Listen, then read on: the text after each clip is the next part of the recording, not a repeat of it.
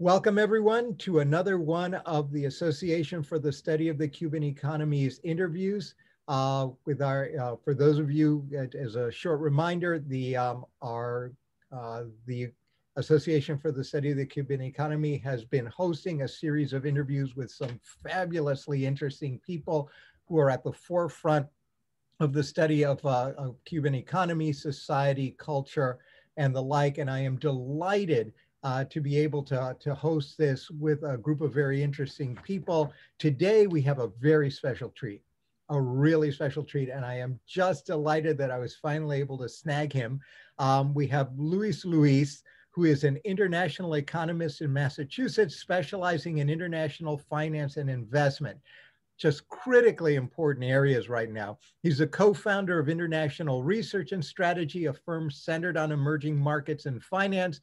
Previously, he was managing director at Scudder Investments in Boston, directing international research and helping to manage international fixed income and equity portfolio. And for those of you who don't understand how that makes the world go round, pay attention. This is, critically interesting and important work within the context of globalization and its structures. He was the director of the Latin American department at the Institute of International Finance in Washington. He also served as head of international economics at Midland Bank in London and Crocker Bank in San Francisco, and was chief economist at the OAS in Washington.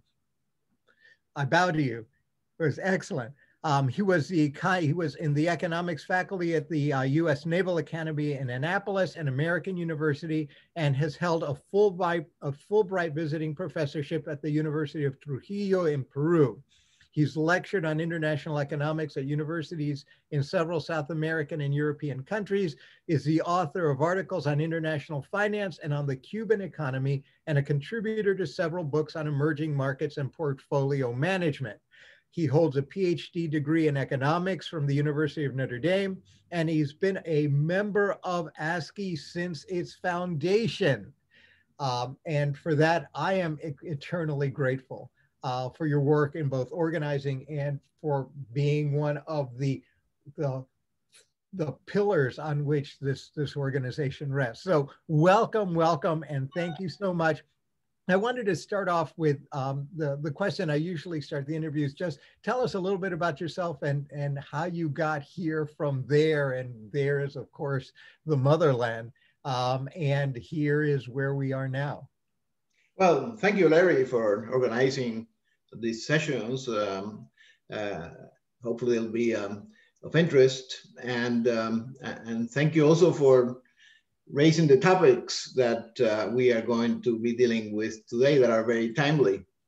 And I don't really have much to say about myself. I actually was born in the US and I went to Cuba when I was very, very small to live with my mother's family, and then came back to the US and went to school in the US, finished high school and went to university, and became an economist. And I have alternated in my career between being an academic more in my earlier period, and then being involved with either policymaking or commercial businesses that are involved in international finance and investments. So I try to keep both playing around at the same time. And I have been in Boston now for the last 28 years, involved in both doing research and also being practically involved with mostly emerging markets, but also international economics in a broad sense. And I've always kept an interest in Cuba. So we joined the association, ASCI, when it was set up. And I actually remember presenting a paper at the first session of ASCI in, I think it must have been 1991. And I tried to keep up with it. It's an association that keeps intellectual ferment about not only the Cuban economy, but Cuban institutions, Cuban society in general, in a broad sense. And that's it. I like to write about the Cuban economy and do that continuously as much as I can. Excellent, excellent. Well, then it's time. like the and in a way, you're going to be my my head of the Central Yorua in Havana, and we're going to prognosticate.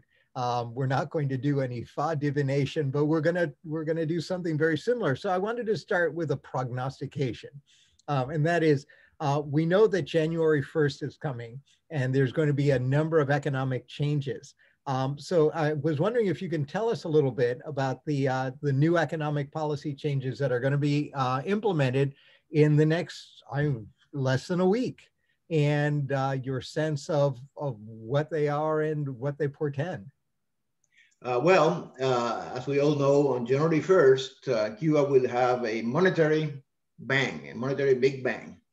And this is the central measure. It involves fusing two currencies and also at the same time doing a devaluation of the surviving currency, which would be the Cuban peso. So the two existing currencies, the so-called Cook convertible peso and the Cuban peso, will essentially be merging.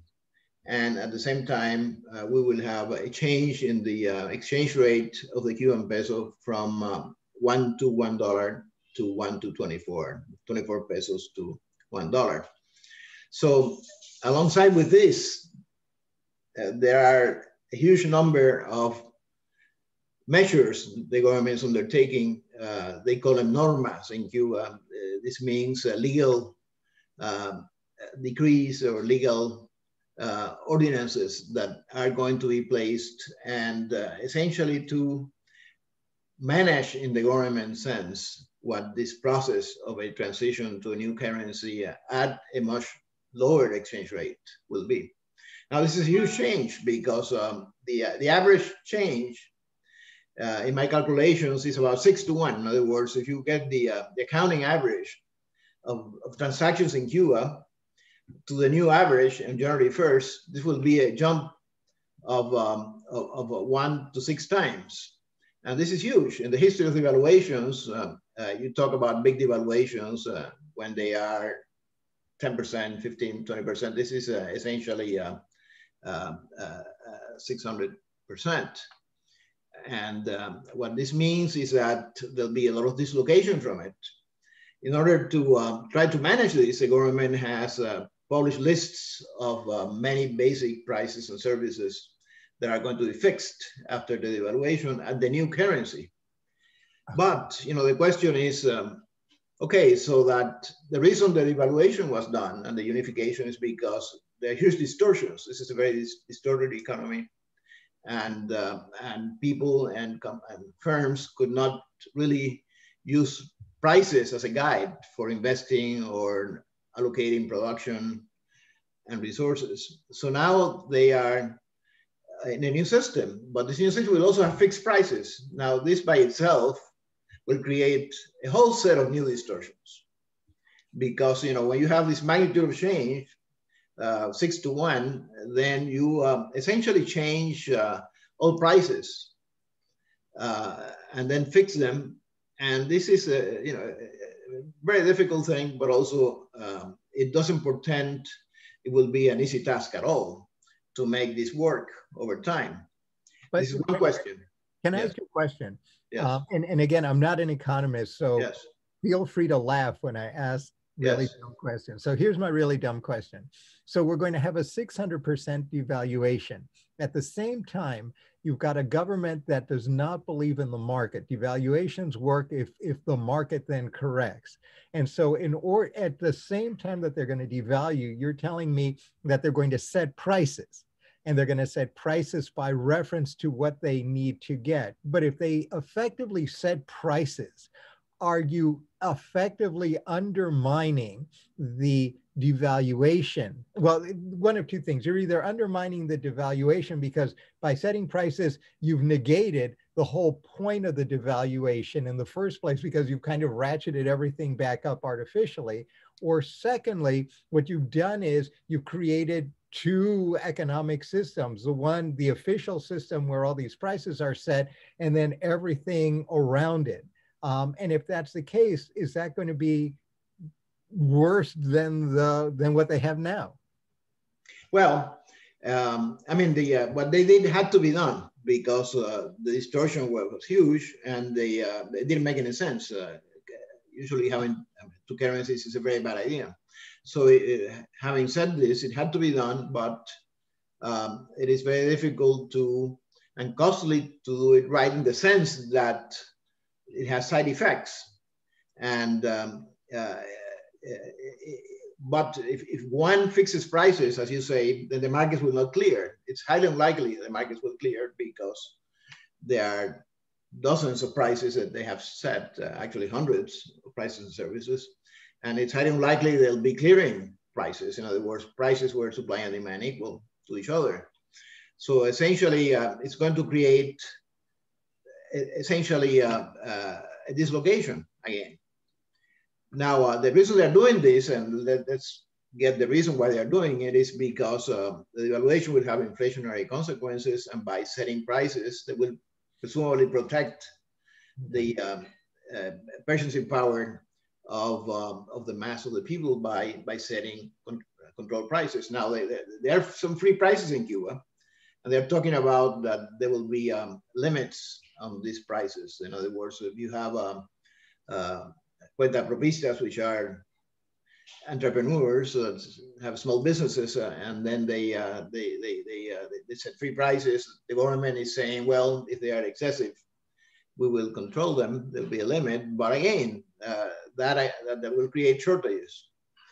But they're trying to essentially they're trying to limit the inflationary consequences. And the reason these are important is because Cuba imports about half the food it consumes, and this would be affected directly by the devaluation. And they're trying to essentially have moderation on food prices and controlling them. But the problem is that these controls will be a disincentive for domestic production, and farmers in Cuba, independent farmers, will now still have also fixed prices. And essentially, this will be a disincentive to increase food production in Cuba.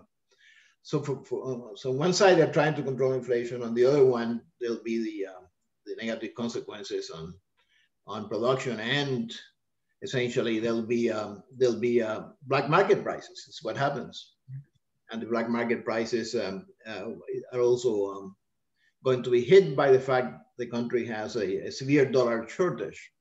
So there's a scarcity of imported foodstuffs, and the scarcity will mean that prices in the free markets will exceed quite a bit the control prices.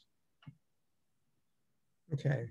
And so at the end of the day, though, then what has Cuba gotten other than to officially eliminate the dual currency? Because the effect seems to be we're going to have one currency now, but we're going to have multiple spaces where things will work or not work. And in a sense, so I guess the question I have is, ultimately, is this going to be more form than function? That it's a gesture that makes everyone happy because at least now we have one currency, but the effect, the full effect of moving to one currency and moving to a currency that then will be used to efficiently allocate, using pricing and demand mechanisms to effectively allocate resources, will be the same as it was when there were two currencies or 200 currencies. Exactly. The problem is they're doing a big monetary bank. There'll be a big devaluation, and there'll be a big expansion in the money supply because the new price levels caused by the devaluation need to be financed. Why? Because the government will be subsidizing companies and consumers, and that needs to be financed by money expansion, essentially, so that there's a bang. But there's been no bang, no important change in freeing the economy from the constraints of a control system. In other words, the difference is that for instance, the former Soviet states, they had been monetary reforms, which is what the Cubans are doing, but also there have been sustain reform of the price system, of the enterprise system at the same time. And here, that's not happening. The reform is, ordenamiento is not a bad word, because they're trying to get a single currency and then have a single exchange rate. But it needs to go well beyond that. And slowly they are discovering that they probably have to do that. And they're doing very small steps, like they say they're privatizing restaurants, and they are going to allow more licensing. Now is easier for self-employed people. They can, they got rid of a list they had. Right. Naming all the occupations, and now this list doesn't exist. So theoretically, more people, including professionals that were not allowed to set up their own enterprises, could theoretically be allowed. But all this is very gradual, very small steps. And meanwhile, they have to deal with all the new distortions. And the new distortions will be tough. Particularly because when countries do this kind of thing, they usually have the IMF, let's say, and the World Bank and international agencies and all other countries lending them money to be able to have a cushion. And this cushion could be used, for example, to manage the exchange rate. So they could free the exchange rate. The exchange rate is going to be fixed. And then essentially help manage it to have a stable system that is competitive. Cuba doesn't have this foreign support at this stage. And it's very difficult to then have the right exchange rate policy without the support. Now, it still could be done, but they haven't chosen not to do it. For instance, yeah. But let me ask you a question, though. And again, I'm playing devil's advocate from a complete position of ignorance, so feel free to laugh. So I'm thinking, well, the one thing Cuba does have is a huge amount of debt. And there's two ways of getting money, I suppose. One of them is to actually get a loan, and the other one is to not pay off the loans you've already gotten. So might Cuba be able to cushion, not by getting loans, but effectively going back to the Paris Club and saying, hey, baby, I'm not going to pay. Look what we've done. We've been a good boy. We now have a single currency instead of a double currency. So you're just going to have to lay off and renegotiate or refinance or forgive the debt. Well, Cuba is an expert in borrowing by not paying. In other words, so what they've done for decades is not pay interest and principal on their debts, and that is a loan. In other words, these are obligations they're supposed to pay, and they don't pay them. So they're getting these loans all the time. It's nothing new, and they've exhausted this because they actually are not paying very much. And the Paris Club is only one small part of the whole thing. The big problem is that the critical funding is for suppliers, people who supply parts and equipment and some foodstuffs. And these people, Cuba pays them selectively. In other words, ones that are critical, like really basic foodstuffs, then they pay those suppliers. And they don't pay the ones that are less critical. There is a float of unpaid debt to the suppliers.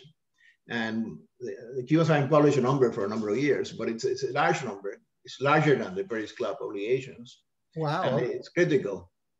And essentially, yeah, they do that by paying in a staggered basis, the ones that they need to import. They buy rice from Thailand, then they pay the Thai company that ships Thai rice to Cuba.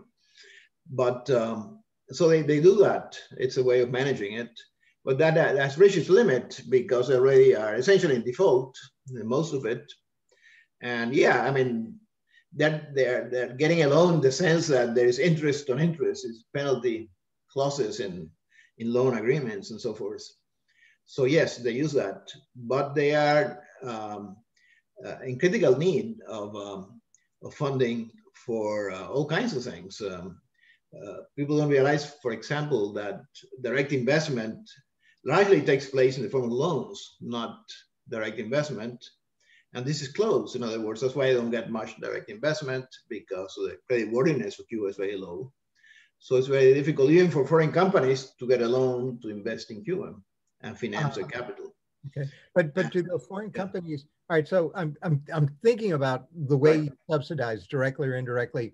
Yeah. If I'm a foreign company and I know that Cuba has done this for 70 years and I'm still going off and effectively lending them money by allowing them to buy on credit, I'm either an idiot because I know that they've got a 70-year track record, or I'm either getting insurance or a subsidy or a guarantee from my own home state.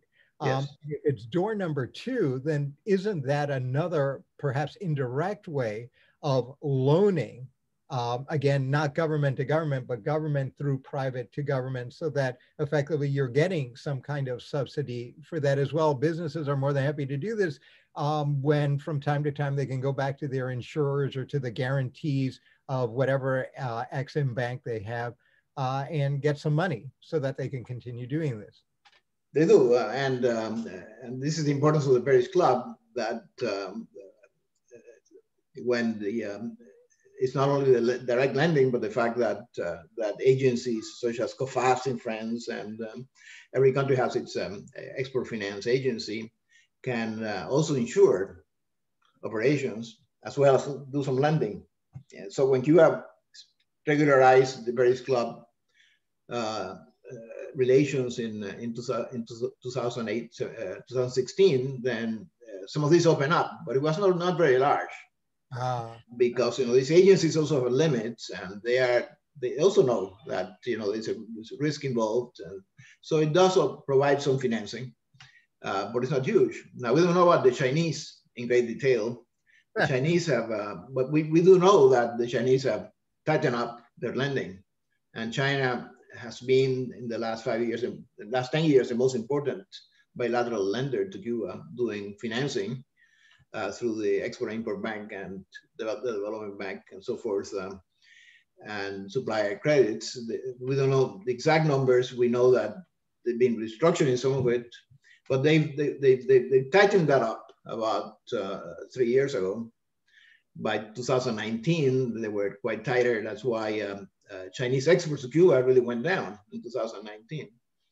And the reason is that the credit was cut off, because in many ways the Chinese system is decentralized, and private and state companies are not going to lend if they have a low probability of being repaid. But again, what happens there is that the ones that are higher priority get paid, and the ones that are not don't. But there are big arrears between Cuba and China, which we don't know the exact number. Right. Yeah, and Chinese industries, have to report higher up, and there'll be no excuses unless there's a policy from the central authorities to allow things to go. They're not going to be willing to take the chance. Yeah, no, I agree about that. So let me ask you a different set of questions. So we've been talking about mechanics, and we've been talking about sort of underlying normative basis for this, but what specifically, and you know that the Cubans have objectives. I mean, we've talked about a few of them, but I'm really curious about the kind of universe of objectives that the Cuban government has in doing this and doing this now. Micro objectives, macro objectives, and do they make sense given what they are attempting to do? Well, they know they needed to reform the system, and one key reason is that the system involves huge subsidies. The old system involved huge subsidies to companies that were getting a preferential exchange rate. Some were getting 1-to-1. They could import at 1 peso per $1. Others were 10-to-1, depending. They actually had created a multiple exchange rate system, which involves these huge subsidies. So that, of course, hit the budget, and estimates are that in 2020, the budget deficit will be higher than 15% of GDP. Wow. And some estimates are even quite a bit higher than that. So essentially, the system involves huge subsidies of inefficient enterprises and also subsidies to keep employment high. And what their aim is to increase the efficiency of these companies and get rid of the subsidies. Now, their own plans indicate that for 2021, there'll be a reduction of subsidies, but not an elimination of subsidies. That when you calculate the price increases that they've listed for state companies and services have been higher than the ones implied by this trade devaluation. So that essentially means that there'll be a need for fewer subsidies in 2020 is what their plans is. So it's kind of a gradual approach. They're going to decrease the amount of subsidy, but they already published the numbers of the government deficit planned for 2021, and that is it's like 87 billion new pesos, if you want. And that's quite a bit. It's a very large deficit, and it will imply essentially expansion of financing by printing money. And it means that there'll be inflationary pressures in the entire system. But they're trying to reduce the subsidies, so their aim is to do this. But the problem is that if they reduce subsidies and companies eventually have to shrink or disappear, state companies that are unprofitable, then there'll be unemployment will go up, and that's the second consequence. So in order for this to not be a problem, they need to be absorbed by private firms, by essentially the private economy, because the state economy will be shrinking. But wait a minute. That would be, and I'm going to play devil's advocate, because I'm sitting here and I'm in a very nice office in Havana, and I'm thinking, well, okay, classical economists and classical economics would move me in that direction, that if the subsidies go and this thing is just inefficient, it's going to have to go private. But then I'm thinking, well, but we're not in a classical economy. What if instead of going private, what I can do is transfer the subsidies from the state, from the Cuban state, to outside investors, so that what I can do is perhaps get the Spanish or get the French or get the Canadians to invest in these companies and then give them effectively some managerial leeway to make these things efficient, but at their expense.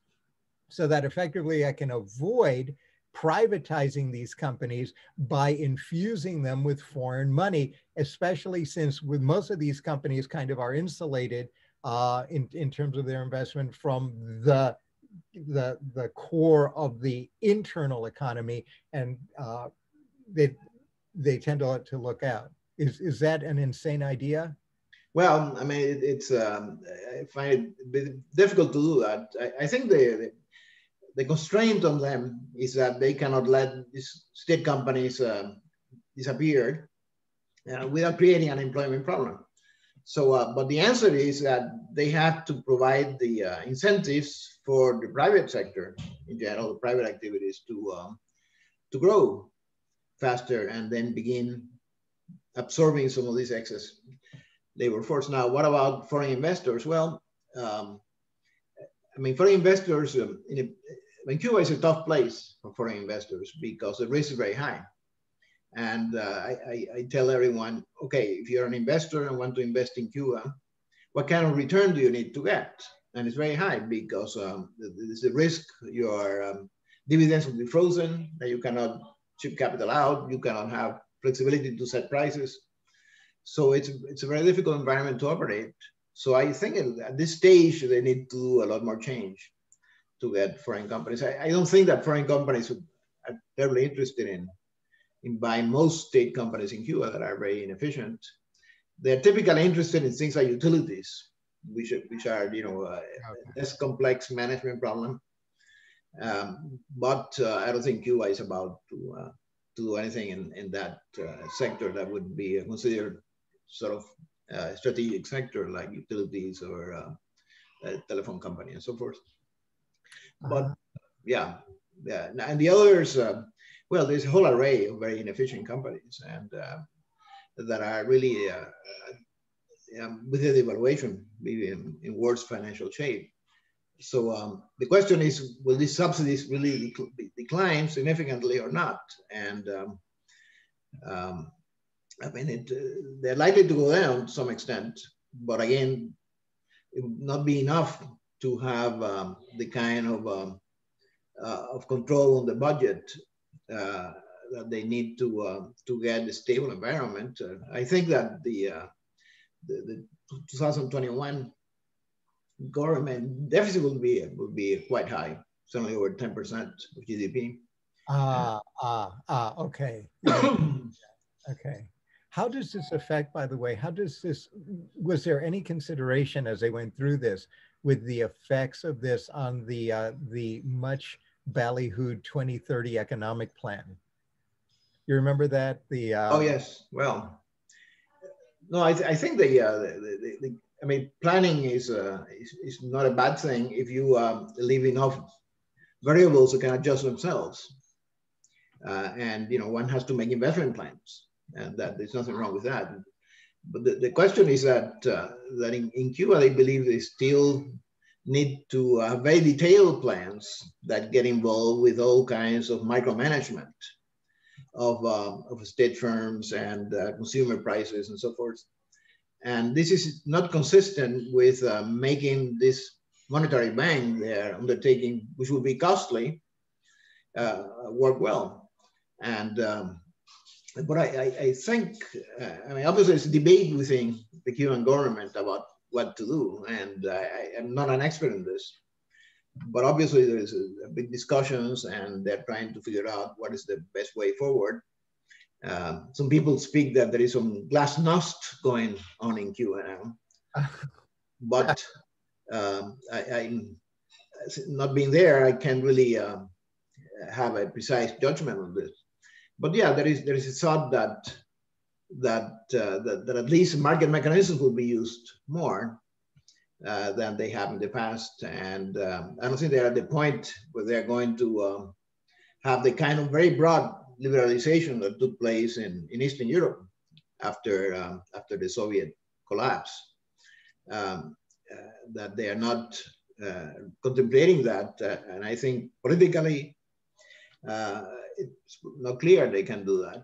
But what they need to do is essentially liberalize the price system and create not fair markets. And they are now allowing some markets to operate, but again, they are trying to set limits to how much they can operate. And I mean, if the costs are going up because of the devaluation, then you can't really set a limit. Otherwise, you shut down production. Right. And for me, that's very interesting, because a lot, when I hear this, especially when I see the Cuban moves as you've described them, what I'm seeing is a zero sum. And let me be devil's advocate for a second again. The Cuban government over the last 30 years or so has become really good at raising hopes for moving the economic model closer to even a socialist, a Marxist socialist markets model, right? And at the same time, by completely undermining it, either by the procedures that they put in or by absolutely refusing to change the fundamental principle that markets are fundamentally evil bourgeois capitalist instruments of the imperio, and that therefore they must be controlled. And when you put the two of them together, you get a bunch of people, especially on the outside, and some reformers on the inside being hope, hope, hope, hope.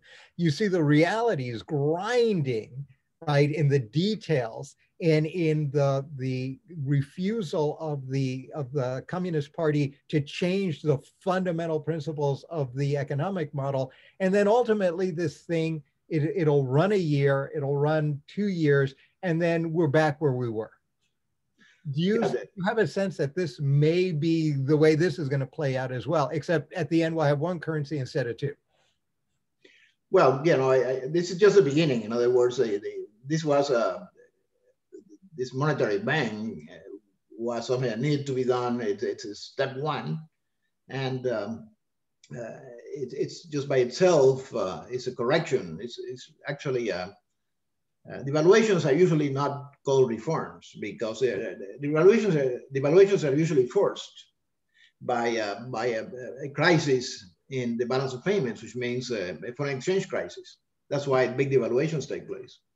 And this one, it has been there's been a crisis in Cuba on the balance of payments for many, many years, but it's been suppressed. You know, they were not suppressed in terms of scarcity, because that's quite clear. The consequences being scarcity, but suppressed in terms of markets don't shoot up because they're repressed. In other words, interest rates don't shoot up because they're fixed.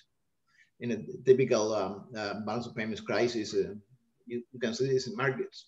So what they've done is do that correction, and then not do very much fundamental change after that. And why? Well, yes, I think there is a distrust of markets, and markets are some kind of plot that essentially are anti-socialist and so forth. And why I'm not a political scientist, and I don't really understand all the arguments, but it is a fact that there's a distrust. And but you know, I tell people that individuals, they actually are rational, and they behave as if markets existed. Yeah. And when there is scarcity, they bid prices up. And the same for the currency. They set up the currency at 24, but we know in the black market, the last quotes that I've seen range between 30 and 45 pesos per dollar. Wow. And so essentially, people are rational. In other words, they expect this exchange rate, given what they know, will be higher, and be much higher, because you know they know there will be subsidies, the government will be expanding money, and dollars are needed to buy in special dollar stores, so they behave as if this dollar was going to increase in price. And you cannot suppress that, because that's the way that people react logically. And so it has to be taken into account, because as long as these expectations are like that, you cannot really stabilize the country. You know, in order to develop, we will learn over many, many years in developing countries that you have to have a stable environment. And in order to have a stable environment, I'm talking about a stable economic and political environment. In order to do that, you need to have the right policies. And the way that things are going now, we are not seeing that taking place. There will not be a stable economic environment, and therefore will be a difficult environment to invest, even for state firms. So I mean, state firms should be also market-oriented firms. It doesn't impede. There'll be a state sector in Cuba, probably be a large state sector, but this sector should be competitive and also obey market signals and participate in the market and compete. But the way it's structured now, the state firms are quasi-monopolies or oligopolies that are not in a, even if they were more efficient, they're not ready to be competitive. Yeah, no, that's right. So let me play devil's advocate again. This is my and it's fun not being an economist, because I can say all kinds of crazy stuff, and you can laugh and use it as a teaching moment. So here's my crazy idea of the day. The next crazy idea of the day. All right. So as a devil's advocate, I'm going to say, well, look, I've looked at this monetary reform, right? El ordenamiento monetario, but I've also looked at it in the context in which it's actually going to operate. And I would posit the following.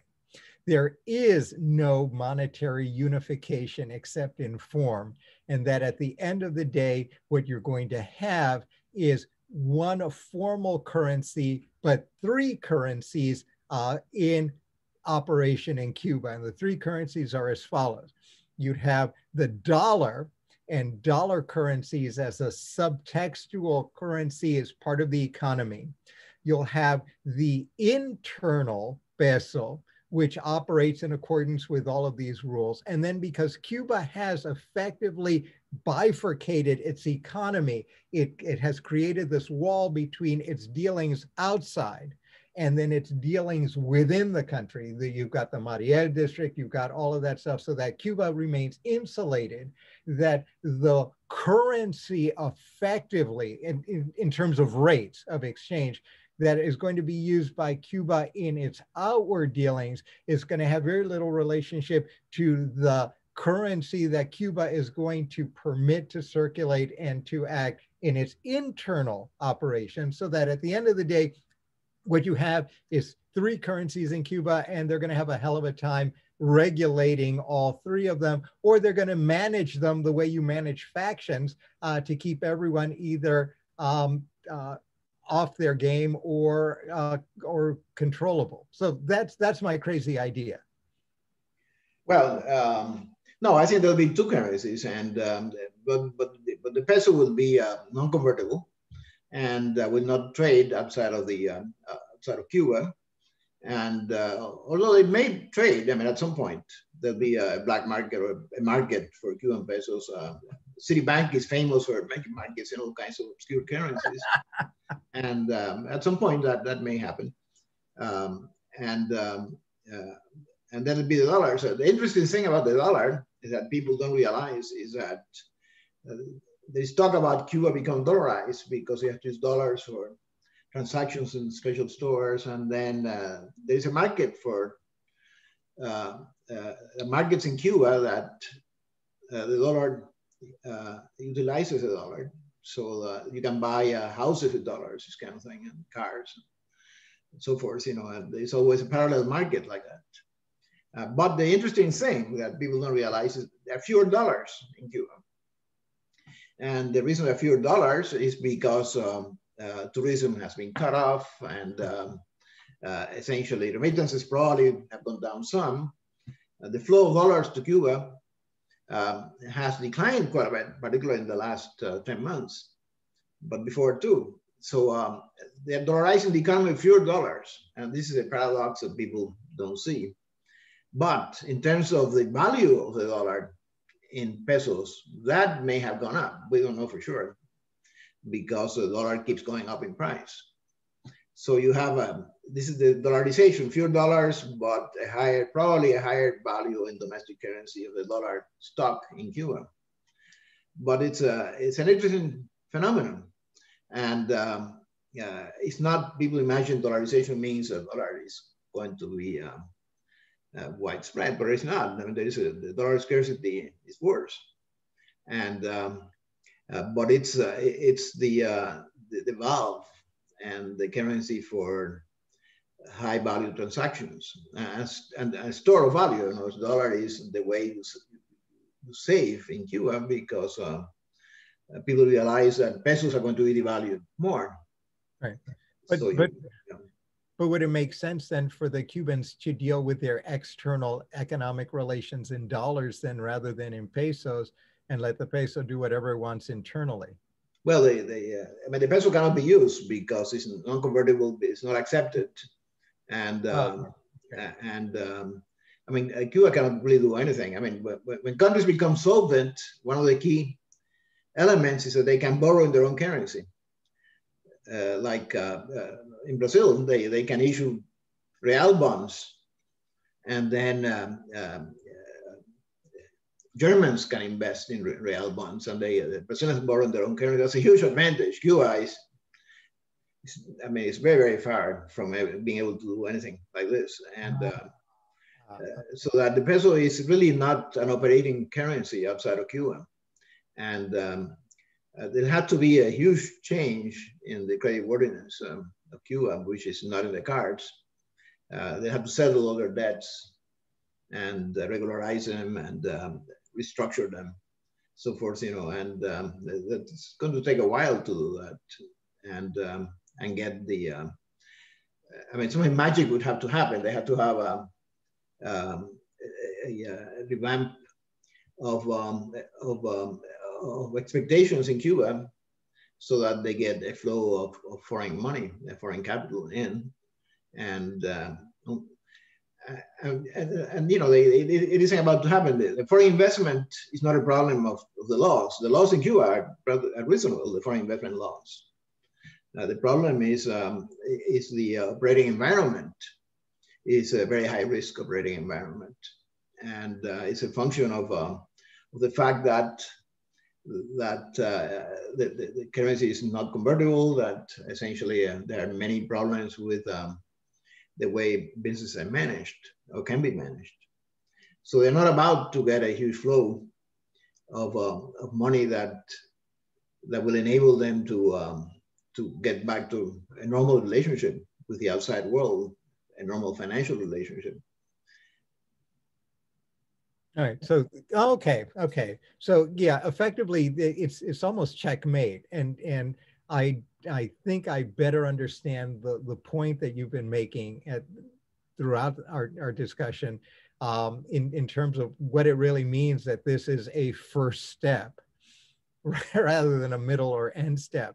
All this does is position Cuba to begin doing the things that over the course of, it sounds like, a number of years, assuming that they have the will to stay the course, will have to be done in order for them to be better integrated both internally and externally in terms of the relationship of their currency, their economy, and then their relationships inside and outside.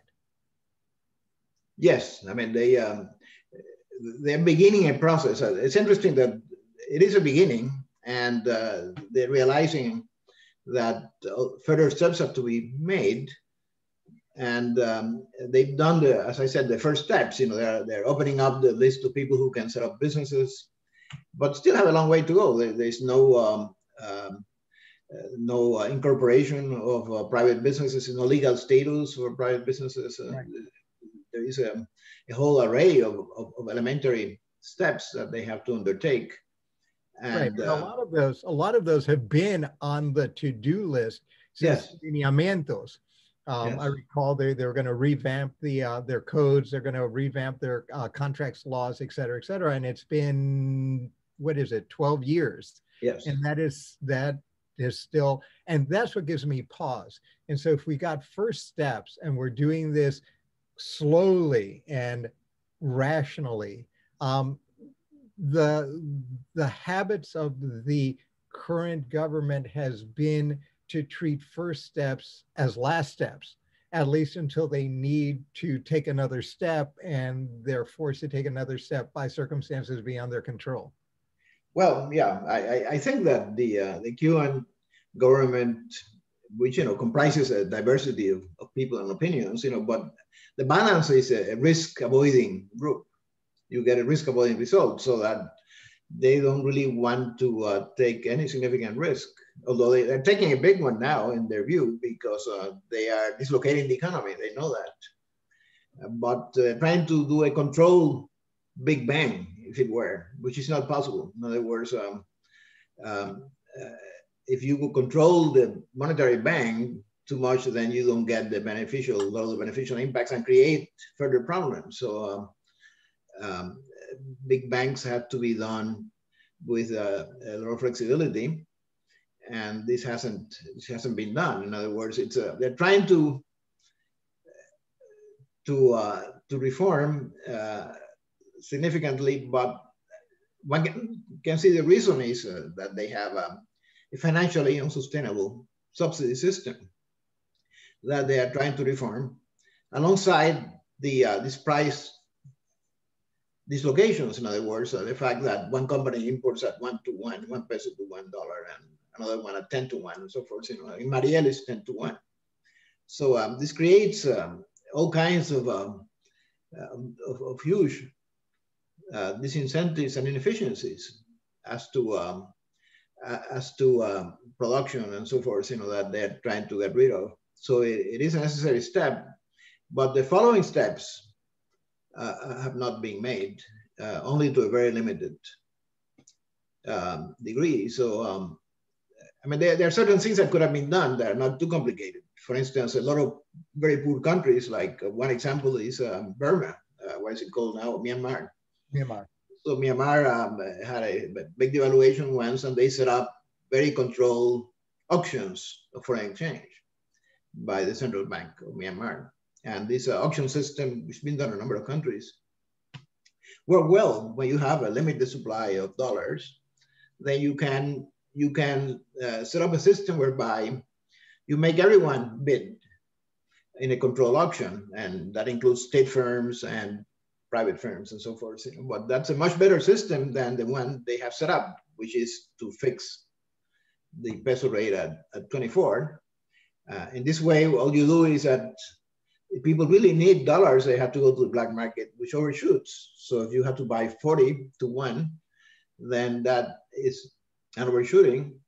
It would not be as inefficient if you had auctions, let's say, use the market in a controlled way. And I think this is well known that that this is one way that you can operate if you don't have a lot of money flowing in to support you from the IMF or the agencies or friendly countries. Then you have to manage your scarce resources in an intelligent way. But you know, they're risk avoiders, so that I think it was very difficult for them to do this. And they've been postponing it for so many years because there's been a lot of opposition. And finally, they did it at a time when it wasn't the best time, in the sense that the economy is now at a very terrible choke point of dollar scarcity. So but usually that's what happens. In other words, these big devaluations take place when you have a crisis, a foreign exchange crisis, and because they're running way out of it. They've not paid suppliers, for instance, and they have these huge debts. And you can see their imports are down 45%, as far as we can tell, in the first half of the year. Just before the pandemic was down 45%. And this is what it is the constraint.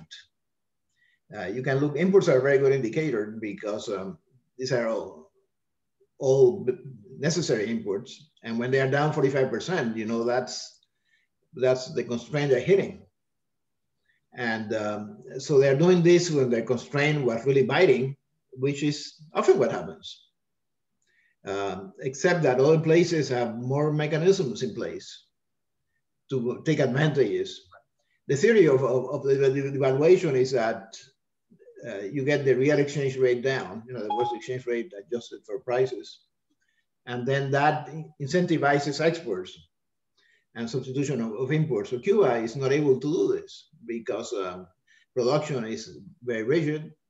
Exporters are, in economic terms, the answer is that Cuba has very inelastic supply of exports and inelastic demand for imports. And in order for devaluations to improve the foreign exchange crisis, you need to have fairly elastic export supplies and fairly elastic imports, so that as imports become more expensive, you import less. But the imports Cuba makes is foodstuffs and medicines. They're highly inelastic. You need to buy enough to feed people. You can't really contract that. So they are in a very difficult position to make gains from a devaluation, in the sense that they don't have the elasticity, if you want, the flexibility of supply. And on both sides, you have to have some response. And but you know, you cannot change that. This is not a short-term problem. It's a longer-term problem. Yeah. Right. And of course, you cannot talk about this problem, this being Cuba, right? You cannot talk about this problem without talking about the United States and without talking about sanctions. And so I've, as a sort of follow-up questions, I've got two of them for you. The first is to have you put on your wizard's hat and to make a guess. Is the probability of success, given good intentions on the Cuban side, made easier or harder as a result of the November American election? That is this does it have a greater shot under a Biden administration than under a Trump administration? or is it irrelevant? No, it is important. I mean, the sanctions hit Cuba, and I mean, it's difficult to refine the precise number, but they hit tourism by curtailing flights and cruise ships and making it more difficult for non-Cuban Americans to go to Cuba and so forth. You know, but estimates that have made by others are in the order of 20 to 30% impact on tourism. But what happened is the pandemic came. These things were announced in November, in October, November, when they tightened up remittances. And the ones on cruise ships were earlier. But what happened is that these measures also took place when the pandemic hit. And the pandemic took over. In other words, they stopped tourism in its tracks. So yes, I mean, the sanctions, when the country is in such dire straits, then it does have an impact, particularly on tourism. And the amounts are important, but they are much less important than the collapse of Venezuela, for instance, which was providing, Venezuela had deficits to Cuba for the last 4 years, the last 5 years, averaging something like between $5 and $6 billion per year. You know, Cuba had a trade surplus with Venezuela, and the Venezuelans were less and less able to pay that. The sanctions may have, and I really haven't done precise numbers on it, but it is in the order of a fraction of that, of 10–15% of the Venezuelan hit over time, maybe a little bit more. So yeah, when you are in a tough situation, this is a problem. Now, so there's the expectation that some of these sanctions on tourism will be lifted, and the remittance sanctions, I don't think that hit Cuba as badly, because money does move, and it's very difficult. Besides, the limit was not that binding, the limit of $1,000 per quarter on remittances. But the recession in the US affected remittances too. But money does flow. Now, the stop of people going to Cuba because of the closing of the country, of course, affected remittances, because some of them are taken by human beings, for people who are traveling to Cuba. So I think that the expectation is that some of these restrictions will be lifted. This will be of help, particularly after the pandemic recedes, because tourism will not come back to Cuba until that is cleared. So that means in the fall of this year, this will be a help. And but I think the Cubans also must be learning that it makes sense for Cuba to have improved relations with the U.S. I mean, it's no sense in getting into a conflict with the U.S. for ideological causes, for instance. One of them is Venezuela. I mean, Venezuela is, of course, a disaster in terms of policies of all types. And so maybe something will happen there, but I'm not an expert in this thing, so Right. And one worries about that. And of course, one worries about Venezuela and the old friendships, but one also worries about, as you mentioned, there are some glasnost-ish issues going on in Cuba now, the artists strike and the like. And one wonders whether those kinds of things may make it harder for an otherwise sympathetic Biden administration to be demonstrably sympathetic when there'll be lots of people who will be arguing in the United States that in fact they cannot loosen in the face of what may be a continuing repression of these kinds of social critiques that are now emerging within various sectors in Cuba. So I keep wondering whether things are just so up in the air now that it becomes very difficult to figure out, and there's so many moving parts, to what extent anything there may change. in addition to the pandemic, which has basically put everything on hold, as you suggested, until probably the third quarter of next year. Yes, I mean, I think that's right. I think that this will be a restraining influence, perhaps, hopefully, and on the Cuban government to allow a greater degree of freedom and beginning opening up. But I mean, I don't really. This is a black box to me, how decisions are made in Cuba and what forces are involved. But yeah, I think it'll be a consideration, and I think the Biden administration is well aware that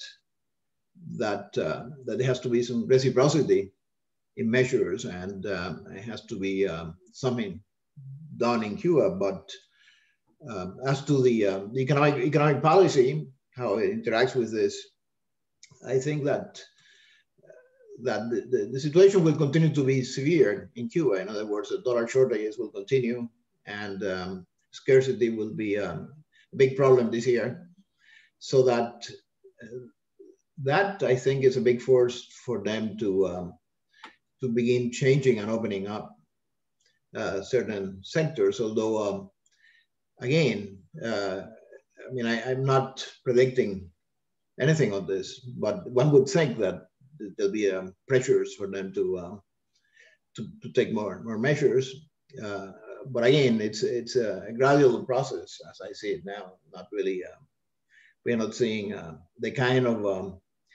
I mean, Cuba has been avoiding a transition, and they've said they don't want to really change the system. It's not a mystery. All the ministers are saying we are not going to. Murillo and others have said that we are going to remain a socialist system in the Cuban definition of socialism, which means a state-run economy. But it's already moving, and 1/3 of the economy or so is now a private economy in the sense that it's not under direct state control, and employment only grows in the private sector in Cuba. There'll be a decline in state employment. I mean, there's been a decline for the last since 2012, in significant decline of state employment, and it will continue like that because state is not able to essentially have productive employment, and all they're doing is maintaining this huge payroll to avoid having mass unemployment, and but these people don't produce anything, so it cannot be sustained like that.